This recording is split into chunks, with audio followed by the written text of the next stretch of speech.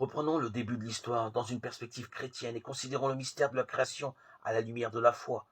Dieu a créé l'univers, évidence du croyant. Mais que signifie au juste créer pour Dieu? Au plan humain, on parlera de création artistique, par exemple chez quelqu'un qui fera apparaître un objet auquel personne ne songeait ou n'était capable de produire auparavant. Le mot création est utilisé là en dehors de son sens divin. On pourrait tout autant parler de modification, même géniale, au mieux d'innovation au sens strict.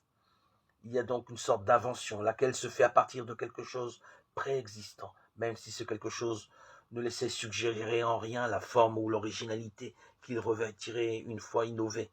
Le bloc de marbre ne laisse rien présager de la statue qui sculptera l'artiste. En revanche, quand Dieu crée l'univers, il le fait apparaître à partir de rien, sans matière ou chose préexistante.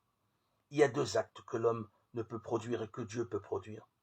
L'homme ne peut pas créer une réalité, mais il peut la transformer. Il pourra façonner une poterie avec de la glaise. Pourtant, une matière lui sera nécessaire pour la transformer.